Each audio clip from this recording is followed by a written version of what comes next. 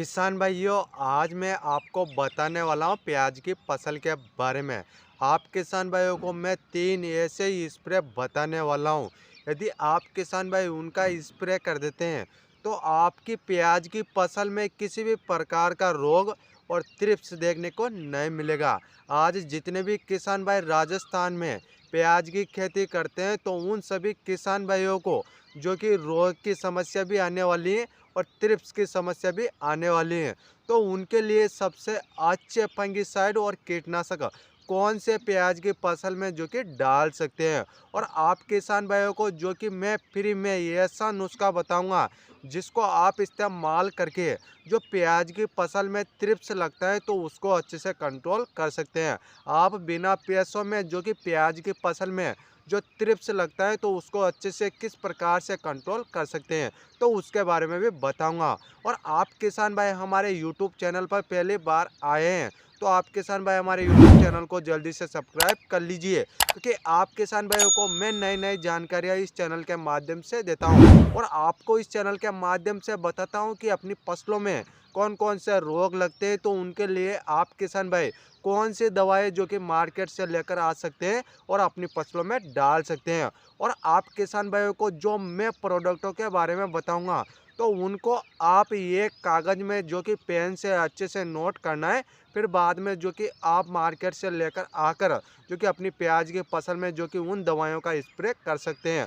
तो जैसे कि किसान भाइयों आप प्याज की खेती करते हैं और आपकी प्याज की खेती में आप किसान भाई 3 स्प्रे किस प्रकार से कर सकते हैं तो उसके बारे में भी बताऊंगा।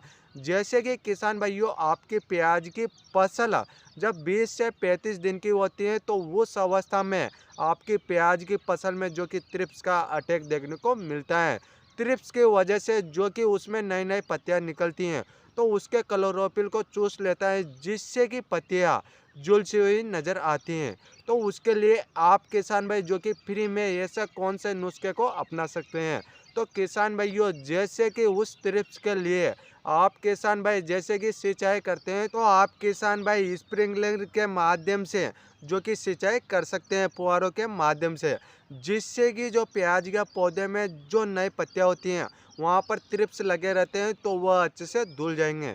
तो उस तरीके से भी आप किसान भाई जो कि थ्रिप्स को अच्छे से कंट्रोल कर सकते हैं। और उसके बाद में जैसे कि आपकी प्याज की फसल में थ्रिप्स है तो उसके लिए आप किसान भाई जो चूल्हे की राख होती है तो उस चूल्हे की राख को आप सुबह के समय में प्याज की फसल में जो कि अच्छे से बुरक दे, तो उससे भी आप किसान भाइयों की प्याज की फसल में जो कि थ्रिप्स अच्छे से कंट्रोल हो जाएगा।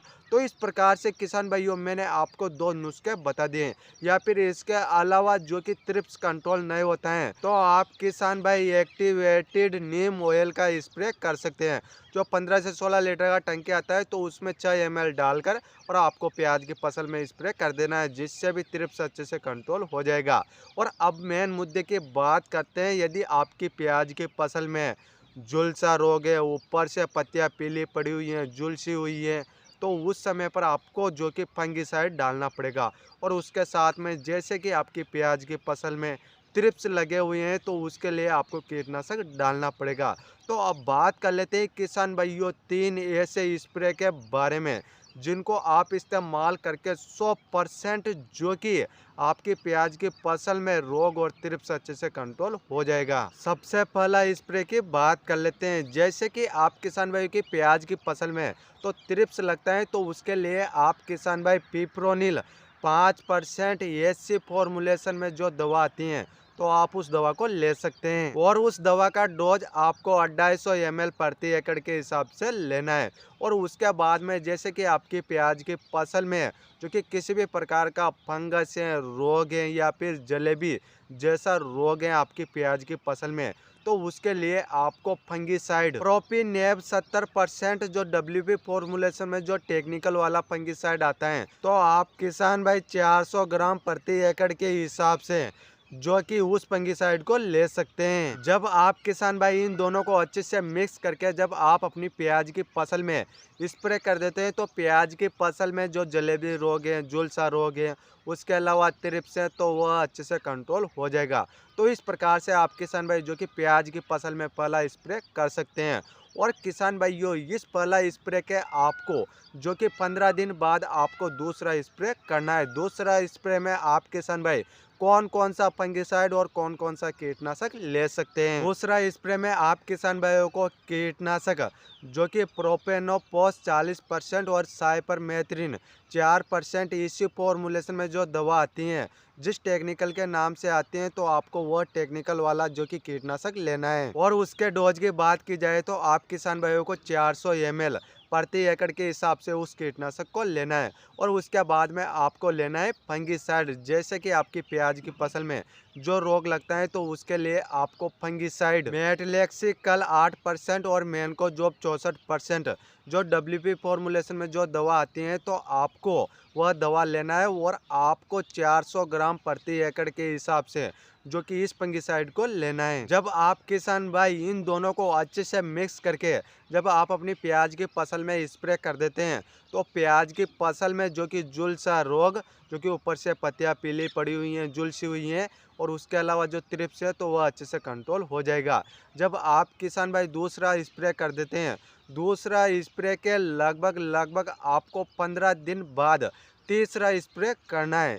तीसरे स्प्रे में आपको कौन कौन सा फंगिसाइड और कौन कौन सा कीटनाशक लेना है तो उसके बारे में बात करते हैं। तीसरा स्प्रे में आप किसान भाइयों को कीटनाशक जो कि पिप्रोनिल 40% और इमिडाक्लोपिड 40% WG फॉर्मुलेशन में जो टेक्निकल वाला कीटनाशक देखने को मिलता है तो आप किसान भाई उस कीटनाशक को ले सकते हैं।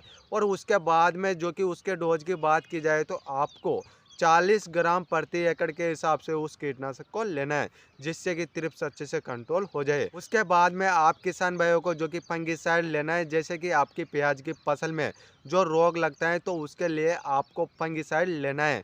तो आपको एजोक्सिस्ट्रोबिन 11% और टेबुकोनाजोल 18.3% ऐसे फॉर्मुलेशन में जो फंगिसाइड देखने को मिलता है तो आप किसान भाई उस फंगिसाइड को ले सकते हैं। और उसके डोज की बात की जाए तो आपको 250 ml प्रति एकड़ के हिसाब से लेना है।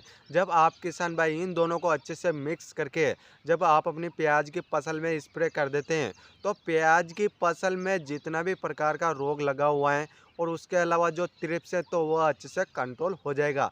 तो इस प्रकार से किसान भाइयों मैंने आपको 3 ऐसे दमदार स्प्रे के बारे में बता दिए हैं।